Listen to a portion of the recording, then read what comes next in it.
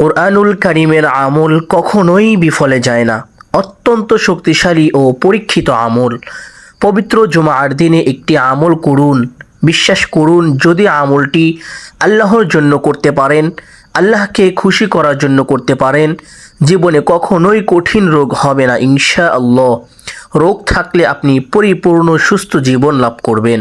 সম্মানিত দিনী ভাই ও বোন, অনেক টাকা খরচ করেছেন, বহু ডাক্তার দেখিয়েছেন, তারপরেও আপনার রোগ ভালো হচ্ছে না, আপনি হতাশ হয়ে গিয়েছেন। আমি আপনাকে বলবো, প্রতি সপ্তাহে একদিন পবিত্র জুমার দিন আমি যে নিয়মে বলবো সে নিয়মে আমলটি করুন। তারপর নিজ চোখেই ফলাফল দেখুন ইনশাআল্লাহ। আপনার যত বড়ই কঠিন মারাত্মক রোগ থাকুক না কেন, মহান মালিক আল্লাহ পাক রব্বুল আলামিন আপনাকে পরিপূর্ণ সুস্থ করে দিবেন ইনশাআল্লাহ। সম্মানিত দিনী ভাই ও বোন, এই আমলটি এতই দামি যে নবীজি সাল্লাল্লাহু আলাইহি ওয়াসাল্লাম এই আমলটি সম্পর্কে সুসংবাদ দিয়েছেন। সম্মানিত দিনী ভাই ও বোন, এই আমলটি এতটাই বেশি পাওয়ারফুল, এতটাই শক্তিশালী আমল যে আপনার কখনো প্যারালাইসিস রোগ হবে না, কখনোই ব্রেন স্ট্রোক রোগ হবে না, হার্ট অ্যাটাক রোগ হবে না, ডায়াবেটিস রোগ হবে না, ক্যান্সার রোগ ইত্যাদি যত কঠিন রোগ আছে, কোনো রকম কঠিন কোনো রোগ আপনার হবে না ইনশাআল্লাহ। আল্লাহ তাআলা আপনাকে হেফাজত করবেন। সম্মানিত দিনী ভাই ও বোন, যদি আপনি কঠিন রোগ থেকে বাঁচতে চান, যদি আপনি চান পরিপূর্ণ সুস্থ জীবন, তাহলে আজকের আলোচনাটি শুনুন, আমলটি শিখুন, আমলটি করুন। আজকের ভিডিওটি অত্যন্ত গুরুত্বপূর্ণ, তাই ভিডিওটি মনোযোগ সহকারে দেখতে থাকুন, শুনতে থাকুন। সম্মানিত দিনী ভাই ও বোন, মূল আলোচনায় যাওয়ার পূর্বে চলুন একটু প্রার্থনা করে নেই।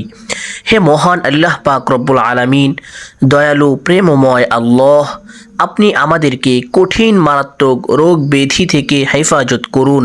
সকলে বলি আমিন। সম্মানিত দিনী ভাই ও বোন, চলুন বিস্তারিত জেনে নেই। সম্মানিত দিনী ভাই ও বোন, পবিত্র জুমার দিন আসর নামাজের পরে অথবা মাগরিবের পূর্বে, সম্মানিত দিনী ভাই ও বোন, পবিত্র জুমার দিন আসর নামাজের পরে অথবা মাগরিবের পূর্বে কেন আমলটি করবেন শুনুন। কারণ পবিত্র জুমার দিন আসরের নামাজের পরে দোয়া করলে মহান আল্লাহ পাক রব্বুল আলামিন দোয়া ফিরিয়ে দেন না। আর আমরা যখন পবিত্র জুমার দিনে আসরের নামাজের পরে এই আমলটি করে আল্লাহর কাছে সাহায্য চাইব, তখন আল্লাহ পাক রব্বুল আলামিন সাহায্য করবেন। ইসলামে জুমাবার একটি মর্যাদাপূর্ণ দিন। এ প্রসঙ্গে রাসূলুল্লাহ সাল্লাল্লাহু আলাইহি ওয়াসাল্লাম বলেন, দিবসসমূহের মধ্যে জুমার দিন শ্রেষ্ঠ এবং তা আল্লাহর কাছে অধিক সম্মানিত। ইবনে মাজাহ, হাদিস নাম্বার 1048। হাদিসে আরও বর্ণিত রয়েছে, সূর্য উদিত হওয়ার দিনগুলোর মধ্যে জুমার দিন সর্বোত্তম। এই দিনে আদম আলাইহিস সালাতু ওয়াস সালামকে সৃষ্টি করা হয়েছে, এই দিনে তাকে জান্নাতে প্রবেশ করানো হয়েছে এবং এই দিনেই তাকে জান্নাত থেকে বের করা হয়েছে। মুসলিম শরীফ, হাদিস নাম্বার 854। জুমাবারে একটি সময়ে দোয়া কবুলের কথা বলা হয়েছে হাদিসে। আবু হুরাইরা রাদিয়াল্লাহু তাআলা আনহু বলেন, রাসূলুল্লাহ সাল্লাল্লাহু আলাইহি ওয়াসাল্লাম বলেছেন, জুমার দিনে এমন একটি সময় আছে, সেই সময়টায় যদি কোনো মুসলিম নামাজ আদায়রত অবস্থায় থাকে এবং আল্লাহর কাছে কিছু চায়, আল্লাহ অবশ্যই তার চাহিদা পূরণ করবেন, তার দোয়া কবুল করবেন। এবং এরপর রাসূলুল্লাহ সাল্লাল্লাহু আলাইহি ওয়াসাল্লাম হাত মোবারক দিয়ে ইশারা করে সময়টির সংক্ষিপ্ততার ইঙ্গিত দেন। বুখারী শরীফ, হাদিস নাম্বার 6400। আনাস ইবনে মালিক রাদিয়াল্লাহু তাআলা আনহু থেকে বর্ণিত আছে, জুমার দিনে এমন একটি সময় আছে যেটাতে বান্দা আল্লাহর কাছে কোনো দোয়া করলে আল্লাহ তাকে তা দিয়েই থাকেন। মুসান্নাফ 5588। আসরের শেষ সময় দোয়া কবুল হয়। জাবের ইবনে আব্দুল্লাহ রাদিয়াল্লাহু তাআলা আনহু থেকে বর্ণিত হাদিসে রাসূলুল্লাহ সাল্লাল্লাহু আলাইহি ওয়াসাল্লাম বলেছেন, জুমার দিনের 12 ঘন্টার মধ্যে এমন একটি মুহূর্ত রয়েছে। যদি কোনো মুসলিম এ সময়ে আল্লাহর কাছে কিছু প্রার্থনা করে তাহলে মহান আল্লাহ পাক রব্বুল আলামিন সর্বশক্তিমান আল্লাহ তাকে তা দান করেন। এ মুহূর্তটি তোমরা আসরের শেষ সময়ে অনুসন্ধান করো। আবু দাউদ শরীফ হাদিস নাম্বার 1048।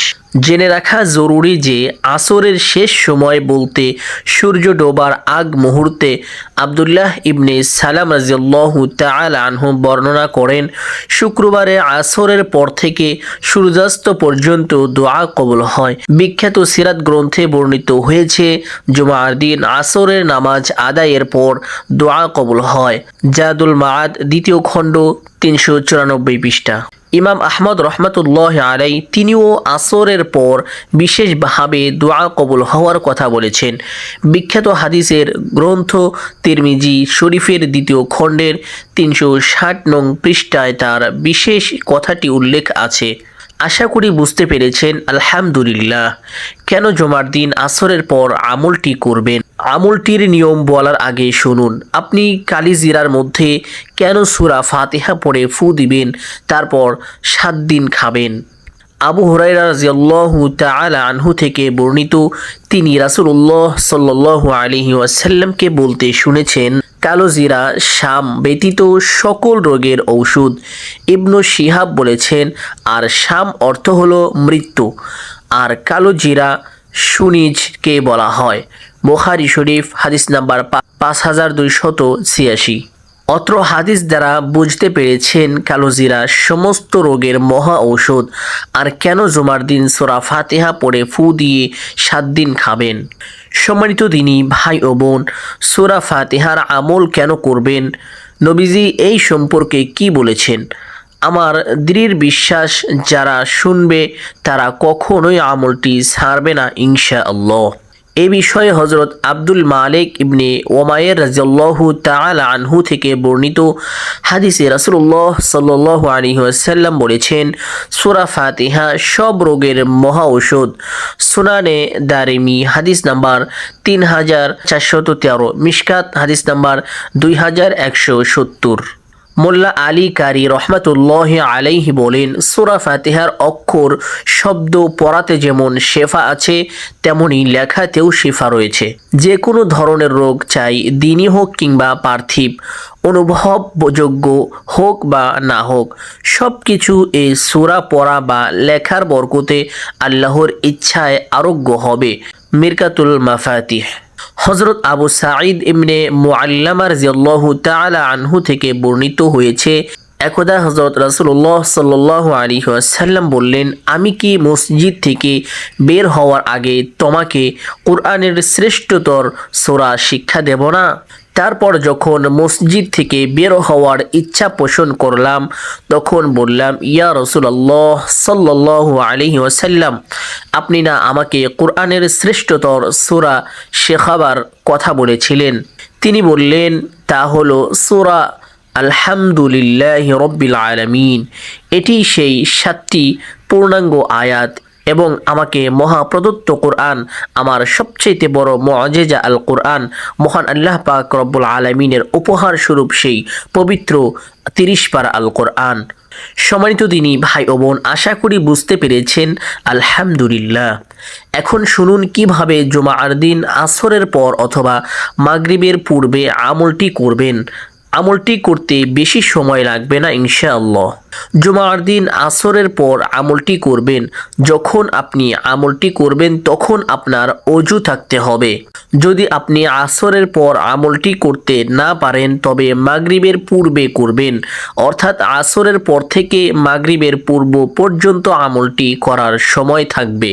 প্রথমে 3 বার দুরুদে ইব্রাহিম পড়ে নেবেন সহি শুদ্ধ করে। এভাবে 3 বার দুরুদে ইব্রাহিম পড়ে নেবেন। প্রত্যেকেই খেয়াল করে শুনুন।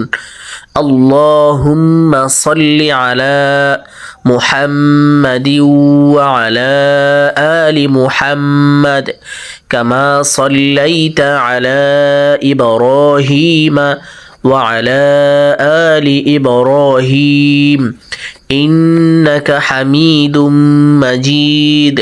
আল্লাহুম্মা বারিক আলা মুহাম্মাদিন ওয়া আলা আলি মুহাম্মাদ কামা বারাকতা আলা ইব্রাহিম ওয়া আলা আলি ইব্রাহিম ইন্নাকা হামিদুম মাজিদ।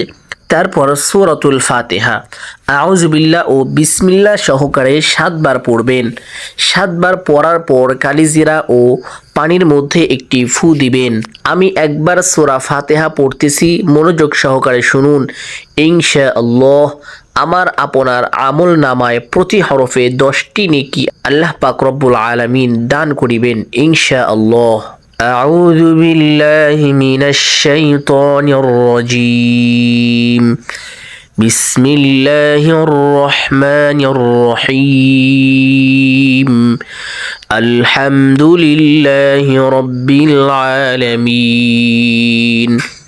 الرحمن الرحيم مالك يوم الدين إياك نعبد وإياك نستعين اهدنا الصراط المستقيم صراط الذين أنعمت عليهم غير المغضوب عليهم ولا الضالين আমিন। সূরাতুল ফাতিহা 7 বার পড়ার পর আবারও দুরুদে ইব্রাহিম 3 বার পড়বেন। তারপর কালো জিরা ও পানির মধ্যে একটি ফু দিবেন। তারপর 100 বার আস্তাগফিরুল্লাহ পড়ে চোখের পানি ছেড়ে দিয়ে মোনাজাত করবেন ইনশাআল্লাহ। আমলটি প্রতি জুমার দিন একবার করবেন। তারপর সেই কালো জিরা ও পানি সামনের জুমা পর্যন্ত 7 দিন সকাল সন্ধ্যা কালো জিরা খাবেন ও পানি পান করবেন। আমলটি প্রতি জুমার দিন একবার করবেন। তারপর সেই কালো জিরা ও পানি সামনের জুমা পর্যন্ত 7 দিন সকাল সন্ধ্যা কালো জিরা খাবেন ও পানি পান করিবেন। অতঃপর শেষ হয়ে গেলে পরের জুমায় আবার আপনারা এই আমলটি করে পানি ও কালো জিরার মধ্যে ফু দিয়ে আবার 1 সপ্তাহ আপনারা আগের পরের জুমা পর্যন্ত সেই কালো জিরা ও পানি খাবেন এবং পান করিবেন। আমি মনে করি যেহেতু আজকের ভিডিওটি অত্যন্ত গুরুত্বপূর্ণ, তাই ভিডিওটি শেয়ার করে দিবেন যেন সবাই জানতে পারে, শিখতে পারে, আমলটি করতে পারে ইনশাআল্লাহ।